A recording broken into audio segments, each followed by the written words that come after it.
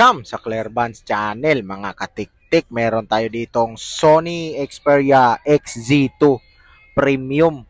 So ang kanyang model number nito mga katiktik is H8166. So ipapakita ko muna sa inyo mga katiktik na ito ay naka Google account. So kailangan nating connect dito sa Wi-Fi. So syempre login lang natin ang password natin mga katiktik. At pagkatapos nating ilagay, pindutin lang natin tong connect. At hintayin natin na mag-connect siya sa Wi-Fi. Yan. So, pag nag-connect yan mga katiktik, meron tayong makita dyan, don't copy. So, kaya ipapakita ko sa inyo. Yan, naka-Google account or nanghingi siya ng Google account. So, ang isang problema dito is hindi po siya naka-Japanese keyboard, naka-Chinese. Kaya hindi po siya gagana sa ganitong klase. Ito yung pinoproblema. Wala po kasing ibang option. So, ang gagawin nyo is i-back nyo lang mga katiktik. Ibang process po ang gagawin natin. Yan. Lock screen natin. At pag na-lock screen niya, pindutin. Long press mo yung camera. Ito sa baba. Yan. At kusang mag-open yung camera niyan. At ipindutin mo lang to mga katiktik. Yung yes. Allow mo lang. Yan. Para makapasok tayo sa mismong camera. At pagdating natin dito sa loob mga katiktik, mag-picture lang tayo. Yan. Depende na sa inyo kung ano ipipicture nyo. Pwede nyo dalawahin, tatluhin. Pero may makita kayo dito sa gilid yan, itatap nyo lang yan mga katiktik, yung picture na pinicture nyo. At piliin mo yung photos, just once. Pindutin mo yung just once. And then allow. Tapos meron kang makikita dito sa left side na share. Itong parang triangle. Pindutin mo yan. And then piliin mo dito yung messages. Hanapin mo yung messages dito mga katiktik. Ito. Pindutin mo yung messages. New message. Tapos, mag-type ka lang ng 911 and then pindutin mo tong send to 911. Yan mga katiktik. And then, cancel mo lang to. At itong picture, cancel mo din yan. Tap mo lang to and then, okay, din ito. Cancel mo muna tong picture. Pindutin mo yung X and then, mag-type ka dito mga katiktik ng www.youtube.com. So, ganun lang po ang ating process para makapasok tayo sa browser, no, mga katiktik. At yun nga, dahil kaya ganito yung process natin dahil wala po siyang Japanese keyboard. Kung may Japanese keyboard, mas madali. Maraming upload noon sa YouTube. Kaya ito is walang Japanese keyboard. Yun, tinap natin yung sinid natin. And then, nothings tayo dito para pumasok sa browser. And then, pagdating dito sa address bar, itatype lang natin mga katiktik yung bnrom.net/bypass. So, kitang-kita nyo naman mga katiktik kung paano na tinype o anong website para makapasok tayo sa settings. Yan. So, pindutin mo tong setting mga katiktik. Ayan.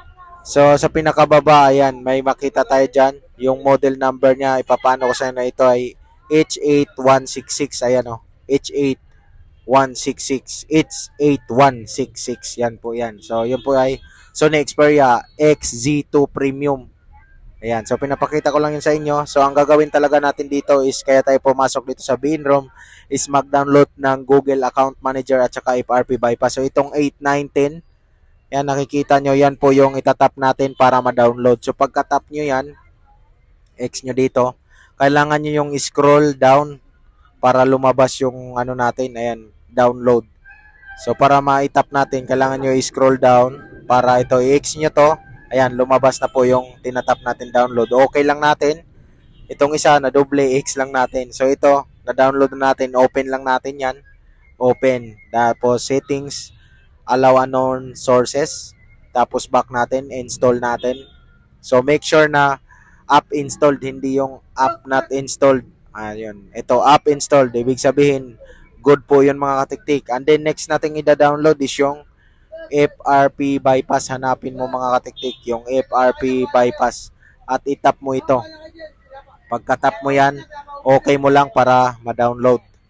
Tapos, open mo ulit and then install.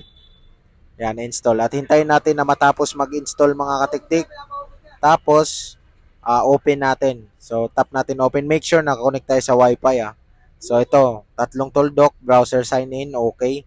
So dito na portion mga katiktik, kahit anong Google account ang pwede nating ilagay, pwede luma or pwede yung bago nating gawa, basta alam lang natin yung password. So kung may bago kayong gawa dyan, pwede mong i-login dito para makapasok na tayo sa ating cellphone, no? So panoorin nyo to ng buo mga katiktik, kasi pag hindi nyo pinapabuo, baka magka-problema kayo. So enter lang natin yung password ng ating Gmail, at kapag na-enter nyo na, siyempre tap mo lang tong next pag na-enter nyo na yung password na yung Gmail o yung Google account na inano nyo, nilagay. So balik tayo dito sa settings mga katiktik, i-check lang natin kung yung nilagay natin is napunta dito sa accounts. Puntahan natin accounts. Ito yon. So ibig sabihin good na po yon, pero hindi pa tapos tayo mga katiktik. Kailangan nating i-uninstall ang dalawang ating in-install kanina. Pasok tayo dito sa apps, see all apps, and then hanapin natin yung Google Account Manager at yung FRP bypass. Yan, install lang natin yan. Kasi mga katiktik, kapag hindi natin yan install ito, is magkakaproblema tayo kapag na-restart natin ang ating phone. Ang maging problema niya, magpanay-restart na lang po siya, hindi na po siya papasok. Hanggang Sony lang po tapos restart. So pag na-uninstall nyo na yung dalawa, yan, dino-double check lang natin mga katiktik kung na-install na ba talaga. So kapag na-install nyo na, sure na kayo na na-install nyo na yung dalawang app na yon, is pwede na nating i-restart ang ating phone. Kasi pag ni-restart mo na hindi mo yon ina-uninstall, ako nagsabi sa'yo, magkakaproblema ka talaga mga katiktik. Kaya sundin mong maigi ang ating process. Kailangan tapusin mo bago ka gumawa. Hindi yung mag-shortcut ka mga katiktik. Ayan, so dito pagka-restart mo, next mo na lang yan and then skip. Tapos meron ka makita dyan yung tinatype natin na Gmail is ma-add po dyan sa phone. So malalabas naman po yan dyan mga katiktik. Ayan, ito po yung tinype natin kanina. So next lang natin. So hanggang makarating ka doon sa home screen mga katiktik, sundan mo na lang. Next, skip na lang po yan. So sana nakakatulong itong video sa inyo mga katiktik, at huwag kalimutan mag-like kung isa ka sa natulungan, at syempre mag-subscribe ka na rin. Maraming salamat sa iyo katiktik, at hanggang sa susunod ko na video tutorial.